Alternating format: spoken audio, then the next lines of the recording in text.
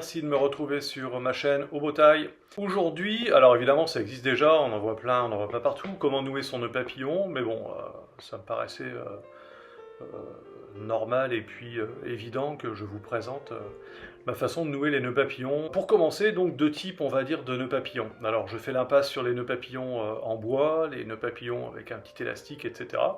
Libre à chacun de prendre l'accessoire qui lui plaît. Moi, mes nœuds papillons sont tous confectionnés à la main, 100% à la main, il n'y a pas de machine. Il n'y a pas moins de 1500 points de couture par nœud papillon, avec des beaux tissus de types différents, avec une belle triplure à l'intérieur. Enfin, bon. Alors j'en fabrique de deux types, mais essentiellement un. Alors on va commencer par le second, qui est moins fréquent. Ce sont des nœuds papillons entiers. C'est-à-dire qu'il faut connaître le tour de cou exact. Donc on passe le nœud papillon autour du cou et on le noue comme on pourrait faire avec une cravate. Cela signifie que lorsqu'on souhaite se changer ou se déshabiller, il faut impérativement dénouer le nœud papillon. Alors c'est super parce que je trouve que nouer son nœud quand on s'habille, quand on s'apprête, je trouve que c'est un beau geste. Je trouve très agréable. Bon voilà, après c'est un point de vue, c'est une sensation, mais c'est aussi le plaisir quand on s'habille, de choisir sa chemise, choisir son pantalon, ses chaussures, une belle paire de chaussettes qui va aller avec, une belle veste, une pochette, etc., une cravate ou un nœud papillon.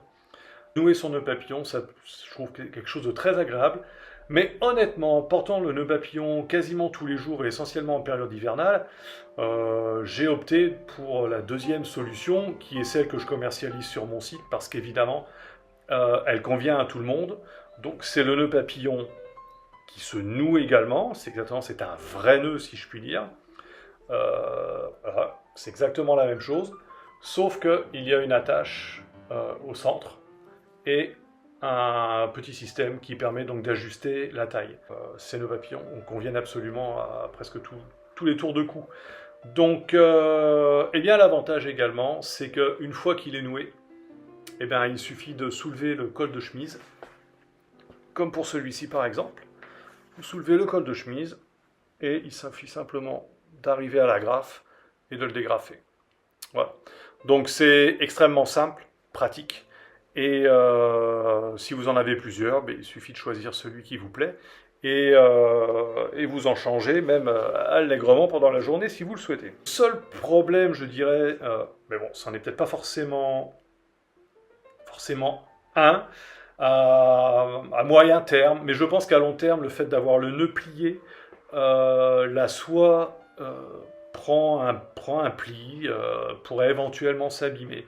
Et ça fragilise peut-être, entre guillemets, un peu le tissu. Maintenant, honnêtement, sur des années de port de nœuds, où j'ai les nœuds qui sont faits, il n'y a aucun souci sur la tenue du nœud papillon. Par contre, si je devais le dénouer pour le renouer après, j'aurais certainement, enfin, j'ai absolument besoin d'y remettre un petit coup de fer pour remettre un petit peu le tissu en ordre. Mais en dehors de ça, c'est pas vraiment un problème. Il y a aussi un avantage à ce nœud papillon en deux parties, c'est qu'en fait, on va pouvoir le nouer, je vous l'expliquerai après, on va pouvoir le nouer avec moins de tension.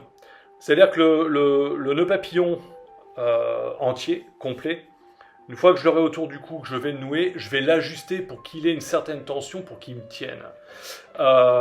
Et ça, dans la mesure où il a été fait exactement à la taille du tour de cou, alors évidemment, il ne faut pas trop prendre de poids, mais une fois qu'on fait le nœud, on le met en place, et on va venir faire son nœud.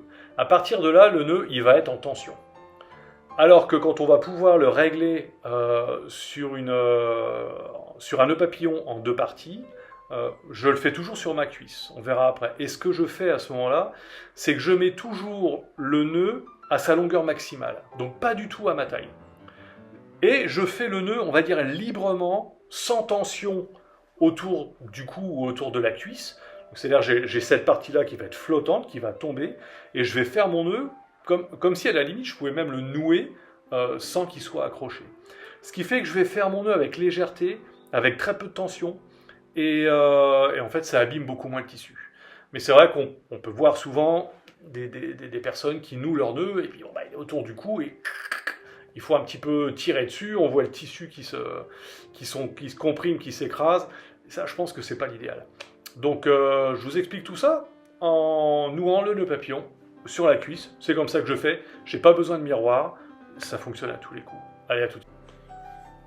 Alors, les nœuds que je réalise sont réversibles. Donc, vous avez une couleur et un motif d'un côté et un motif et une couleur assortie de l'autre côté. Alors, comme vous voyez là, donc, il y a un système qui permet de le régler. Donc, ce que je fais avant tout, c'est de l'ouvrir au maximum. Donc on ne force pas sur la soie, hein, on ne tire pas dessus, voilà, on fait simplement coulisser, je l'amène en bout d'agrafe, voilà, je lui donne un maximum de longueur, alors c'est pas la peine d'aller jusqu'au bout non plus, mais c'est pour donner de l'aisance au nœud. La couleur que vous voulez avoir en résultat, c'est la couleur que vous allez voir quand vous allez le passer sous votre cuisse. Donc si je veux avoir au final cette partie-là visible, il faut que je le rende visible en permanence. D'accord? Donc si je mets le rouge par exemple en avant, c'est la couleur que j'aurai au final. Si je veux cette partie un petit peu mauve, eh bien c'est celle-ci qu'il faut que je vois au moment où je vais passer le nœud papillon sous ma jambe. Voilà, une fois que c'est fait, je croise. Je mets un pan par au-dessus de l'autre, et puis je fais un simple nœud. Ensuite, la partie qui est en bas, donc vers moi, je la prends et je la plie. Donc vous voyez que là, on lui donne la forme du nœud. Vous vous rendez compte qu'ici, il y a un seul morceau, alors qu'ici, il est double. Donc je vais passer par-dessus avec l'autre pan du nœud papillon. Je replie l'ensemble que je tiens, vous voyez, et là sur le côté, j'ai créé un trou. Je viens passer le deuxième pan du nœud papillon dans ce trou, du même côté que la partie double. Donc, je prends le nœud comme ça, et je viens passer dans le trou. Et donc, cette partie double va se retrouver de l'autre côté. Donc, il suffit de le sortir, de le tirer, et ensuite, il faut ajuster le tout, lui donner de l'équilibre. On peut soit retourner la partie qui passe pour avoir l'autre couleur, ou alors avoir la couleur assortie. Et donc, je prends la partie double d'un côté, avec la partie double de l'autre côté, et je tire tout doucement. Le nœud va venir se serrer. J'ajuste, à droite, à gauche, le petit morceau simple, et je reprends mes deux parties doubles, et je resserre un petit peu. Je refais pareil, j'équilibre, et le nœud est terminé. Je dégrafe, et j'ai plus qu'à mettre le nœud autour du cou, j'ajusterai en fonction de la longueur. Voilà, c'est tout simple.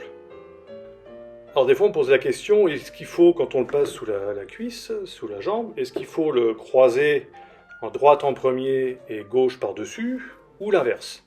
Honnêtement, ça n'a aucune importance. Vous suivez simplement cette règle de je croise. Quand je croise, je crée une diagonale, et bien je reviens sur cette diagonale pour croiser mon nœud papillon.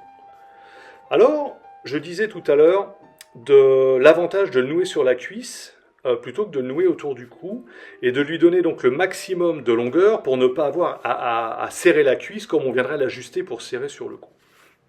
Bien que le mot serrer soit faux, j'y reviendrai. Ce qui se passe, c'est qu'en lui donnant un peu plus de longueur, d'ampleur, d'amplitude, en fait, au lieu de venir le serrer proche du nœud papillon, proche du nœud, je vais pouvoir lui donner un petit peu de longueur et récupérer de la bande. Ce qui fait que je vais pouvoir passer tranquillement dessus avec cette petite bande, plutôt que de risquer de me retrouver avec une partie du nœud et de devoir tirer, de serrer, et en l'ajustant de serrer très fort, au risque à long terme, je disais, peut-être d'endommager un petit peu le tissu, enfin en tout cas de le fragiliser. Donc le fait d'avoir cette marge de manœuvre, j'aime bien, parce que mon nœud, quand je le plie, eh bien je récupère Vous voyez ici cette petite bande, et je suis assez loin de la partie nœud, ce qui fait que quand je reviens dessus, j'ai pas d'excédent de tissu qui va venir engorger le nœud. Et quand je passe, en fait, j'ai quelque chose d'assez fin, d'assez délicat. Et quand je le passe dans le trou là, hop, c'est en plus beaucoup plus facile parce qu'il y a moins de tension, donc ça passe très facilement dans le trou. Et on vient ajuster, c'est très rapide, tac.